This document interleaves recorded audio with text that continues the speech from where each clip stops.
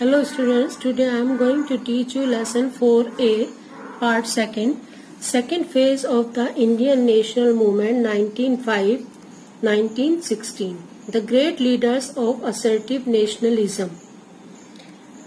The trio of Bal, Pal, Lal were the great leaders of the assertive nationalism. They brought about a new wave of self-reliant nationalism. The first leader, Bal Gangadhar Tilak. Bal Gangadhar Tilak was an Indian nationalist, social reformer and freedom fighter who was one of the most popular leaders of the Indian independence movement. He is known as the father of Indian unrest. Tilak was one of the first and strongest proponents of Swaraj, complete independence in Indian consciousness, and is considered as the father of Hindu nationalism as well. His famous quote, "Swaraj is my birthright and I shall have it," is well remembered in India even today. Tilak was born on July 23, 1856 in Ratnagiri, Maharashtra, into a middle-class family. He graduated from the Deccan College, Pune in 1877.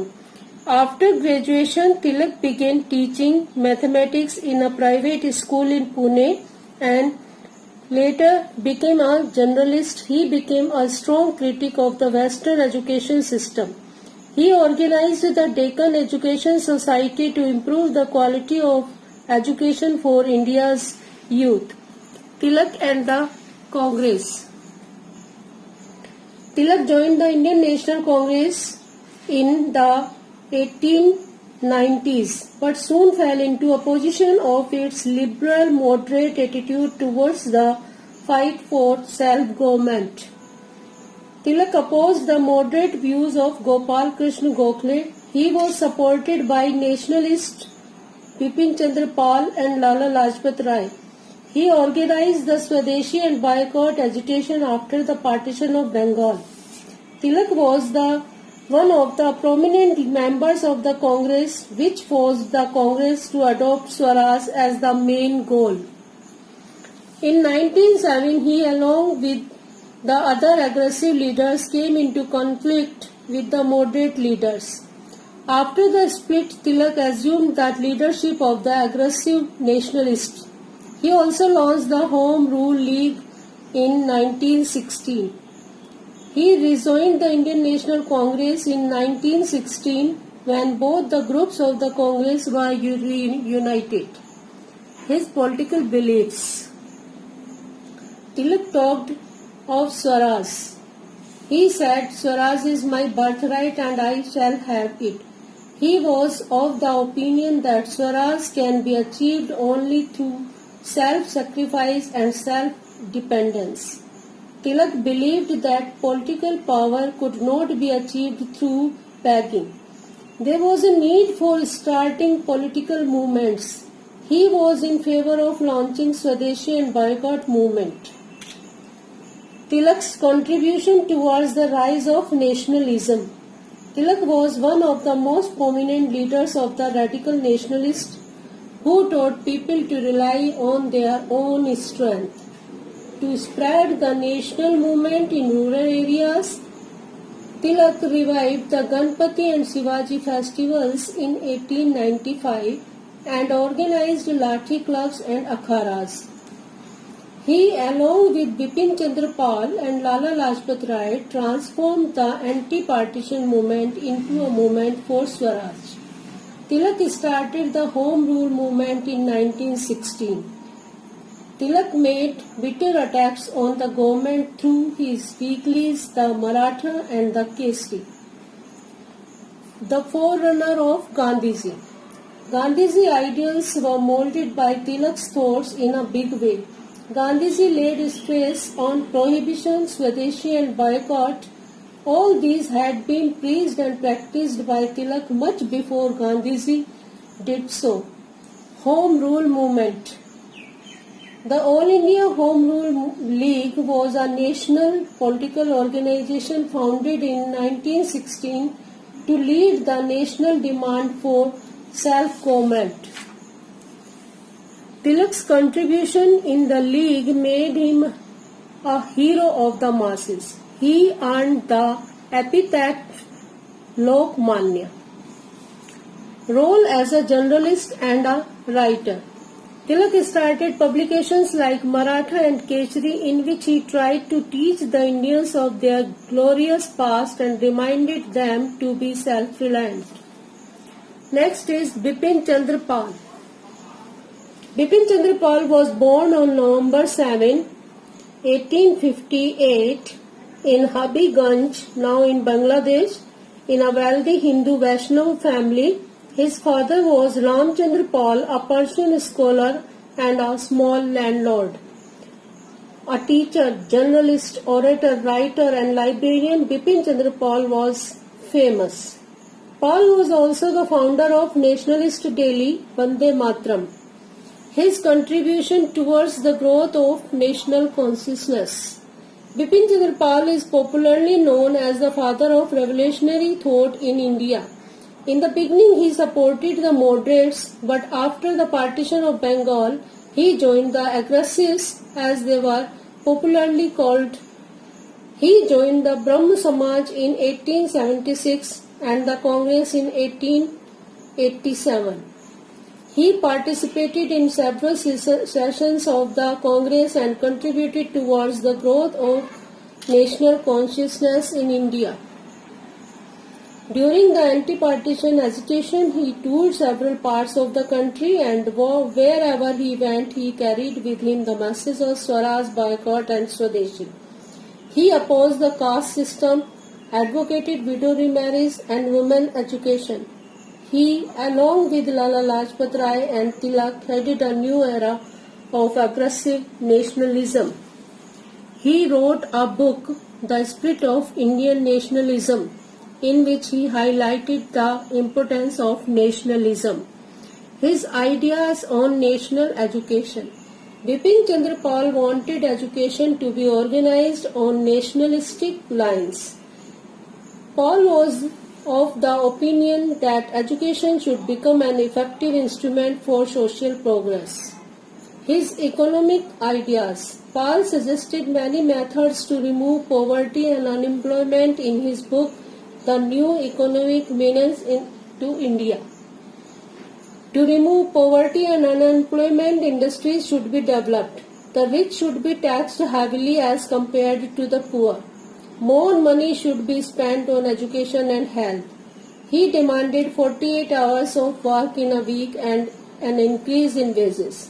The practice of Swadeshi and boycott should become the means of national freedom so that the Indian industries could progress. As a journalist and a writer, he founded the Swaraj Journal. He also edited several newspapers, the most important among them being New India. He also launched an English daily, Vande Mataram. Bipin Chandra Pal and Gandhiji. He was among the first to criticize Gandhiji. He did not support the non-cooperation movement launched by Gandhiji. His role in anti-partition movement of Bengal. When the British announced their plan of partition of Bengal in 1903, it was Bipin Chandra Pal who constructed the revolutionary political philosophy of Young Bengal. Bipin Chandra Pal launched Vande Mataram, an English daily, on the first anniversary of the Swadeshi and boycott movement. Next is Lala Lajpat Rai. Lala Lajpat Rai was an Indian author and politician who is chiefly remembered as a leader in the Indian struggle for freedom from the British Raj. The freedom fighter was popularly known as Sher-e Punjab, means the Lion of Punjab. Lala Lajpat Rai was born on January 28, 1865 in a village in Moga district of Punjab. He was one of the three most prominent nationalist members of the Indian National Congress who fought for and sacrificed their lives during the Indian independence movement in the first half of the 20th century. The other two were Bal Gangadhar Tilak of Maharashtra and Bipin Chandra Pal of Bengal. They were dubbed Lal Bal Pal. As an educationist and a writer, Lala Lajpat Rai emphasized the importance of education in molding the character of the people. He was an active worker of the Arya Samaj and laid the foundation of DAV College, Lahore, and various other educational institutions. He joined the Congress in 1888. In the USA, Lala Lajpat Rai started a monthly magazine, Young India, to spread the message of the right of Indians to attain Swaraj. He also wrote a book on national education which called for reforms in the prevalent educational system. His other books were The Call to Young India, The Political Future of India. Through these books, he inspired the Indian youth to rise and fight for their country. His assertive ideas. Lala Lajpat Rai was a fearless, bold and passionate patriot of India. He joined the radical group in 1907. His contribution to the growth of nationalism. Through his writings, he preached radical nationalism, inspired the Indian youth. In 1914, he went to England as a member of Congress delegation, and from there he went to America and joined the Ghadar party. During his stay, Rai was able to win over many people for the cause of Indian nationalism and freedom struggle. Rai founded the Servants of the People's Society, which worked for the freedom movement as well as social reforms in the country. He presided over the Calcutta session of Congress in 1920, during which he demanded a bolder action. He supported Gandhiji's proposal and spread the message of non-cooperation throughout India.